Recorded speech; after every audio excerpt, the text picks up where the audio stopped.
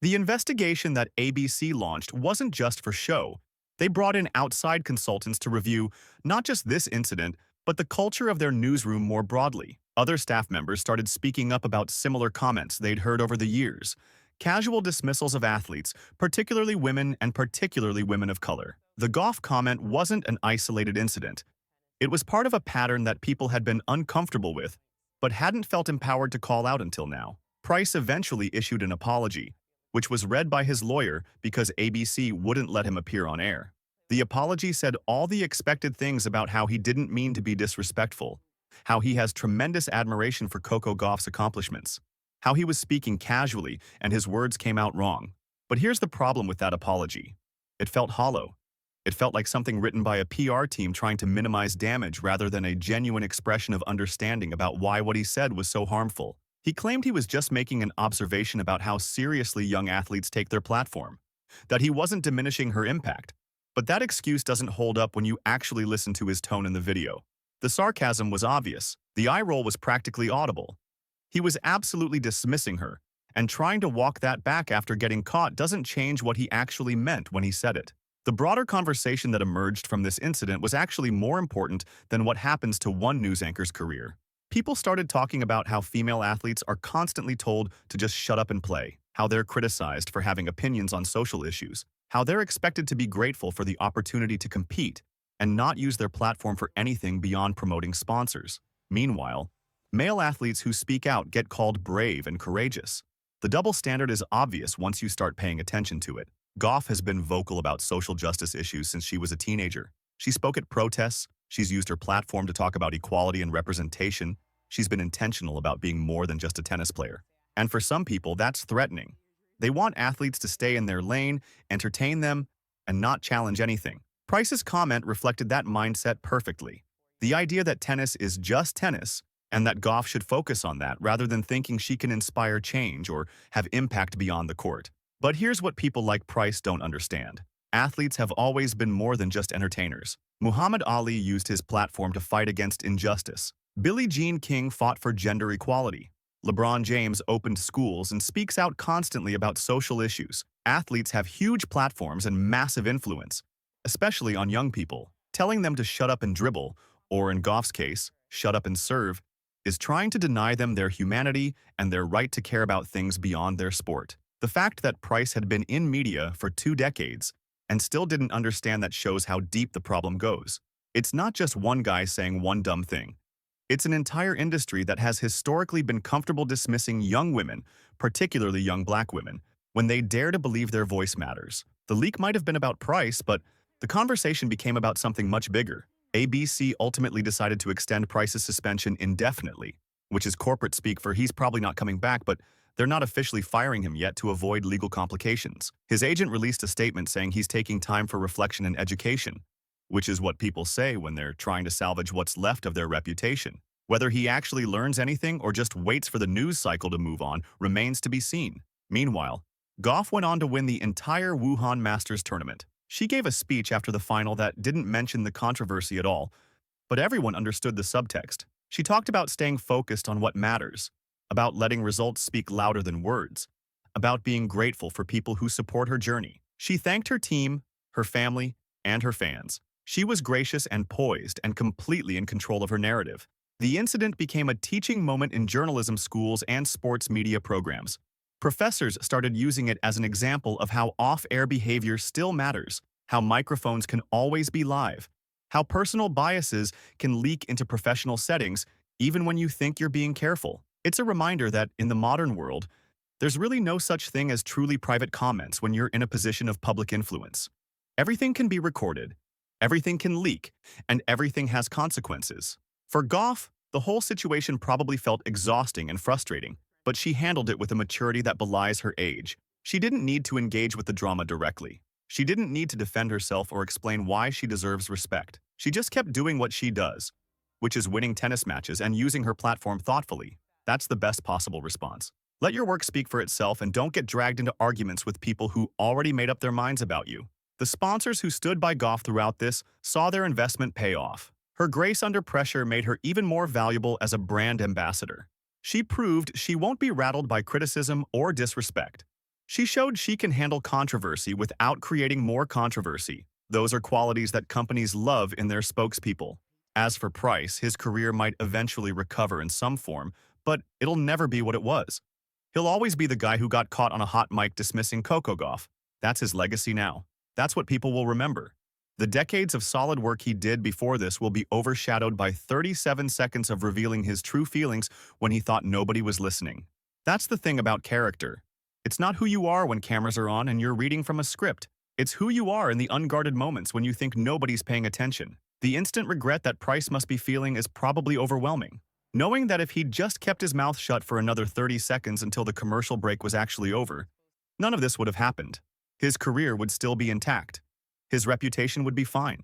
Instead, one thoughtless comment cost him everything. That's a brutal lesson, but maybe it's a necessary one. Maybe it needed to happen to show that this kind of casual dismissiveness isn't acceptable anymore.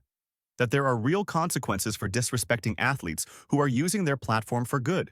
Ethan Price learned that microphones are always live and words always matter. His career is probably over because of 37 seconds where he showed who he really is. Coco Gauff handled everything with class and kept winning. That's the difference between someone who talks and someone who actually does the work. Smash that like button and subscribe for more stories about athletes getting the respect they deserve. An ABC anchor just learned the hardest lesson of his career. A microphone caught him saying something about Coco Gauff that he thought nobody would hear. The clip leaked. The internet exploded, and within hours his career was on the line. ABC had no choice but to suspend him. Now he's facing consequences that might never go away, and the regret is eating him alive. Should media personalities lose their jobs over off-air comments, or is that going too far? It started on a Tuesday morning like any other. The news cycle was moving along, political stories filled the headlines, and ABC's morning show was running through its usual segments. Then, just before noon, everything changed. A video leaked online that would send shockwaves through the sports world and put one veteran news anchor's entire career in jeopardy. The headline that broke across social media was simple but devastating. ABC anchor suspended after leaked off-air comment about Coco Gauff sparks public outrage.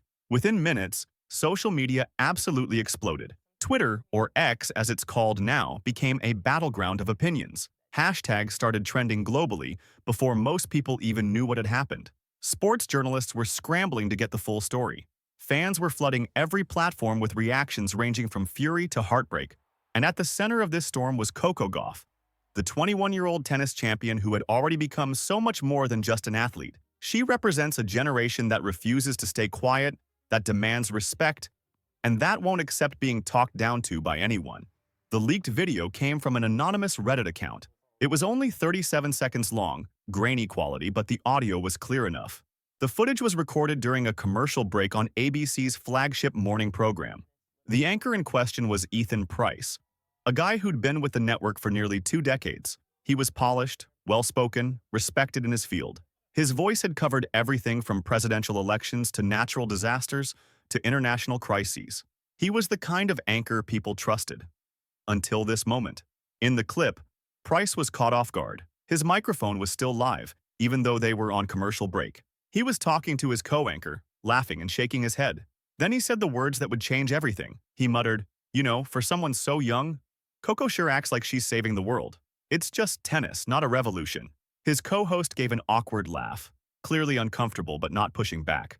The clip ended there, but the damage was already done.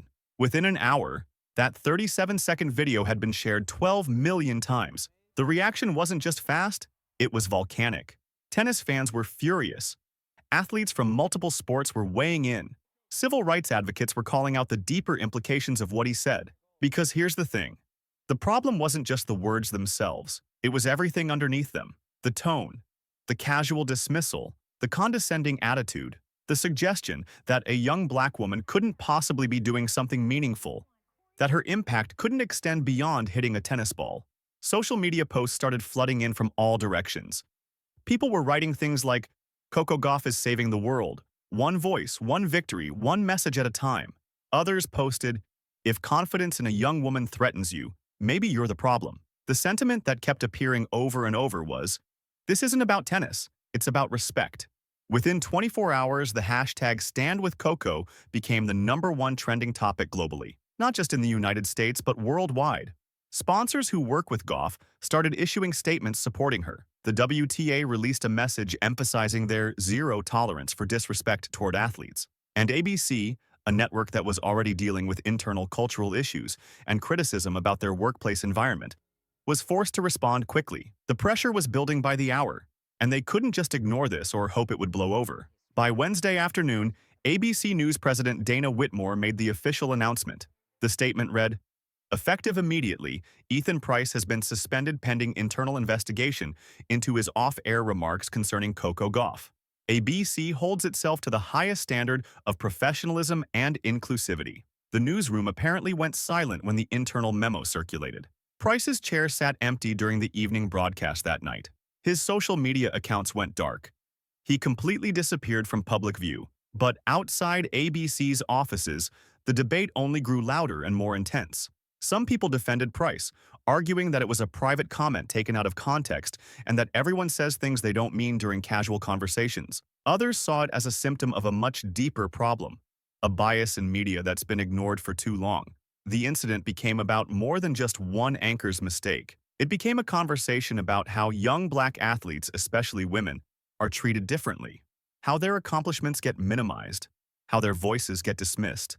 And in the middle of this absolute chaos, one person remained remarkably quiet. Coco Gauff herself said nothing. Not a word, not a tweet, not a statement through her team. Nothing. Gauff was in Shanghai, preparing for her semi-final match at the Wuhan Masters when the news broke. Her phone was blowing up constantly. Calls from her agent, her PR team, family members, even her grandmother trying to check on her. But she didn't respond to the controversy. Not yet. Her longtime coach found her sitting by the hotel window with headphones in, staring out at the city. He asked if she was okay.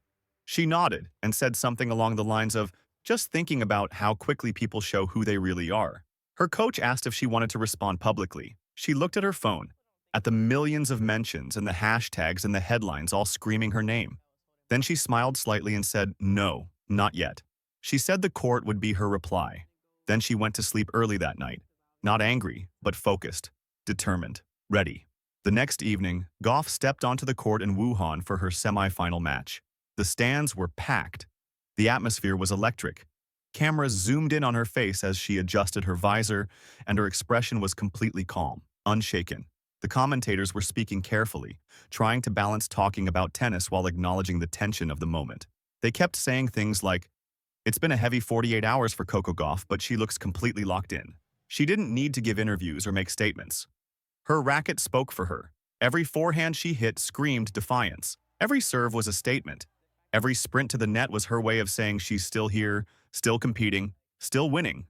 The crowd started chanting her name. Even her opponent, Aryna Sabalenka, applauded after one impossible backhand cross-court winner. In just 78 minutes, Gauff sealed the victory 6-2, 6-3. She walked off that court having made her point without saying a single word about the controversy. The contrast between how Gauff handled the situation and how Price's career was imploding couldn't have been more stark. While she was advancing through a tournament and letting her performance do the talking, Price was watching his reputation crumble in real time. The suspension was just the beginning of his problems.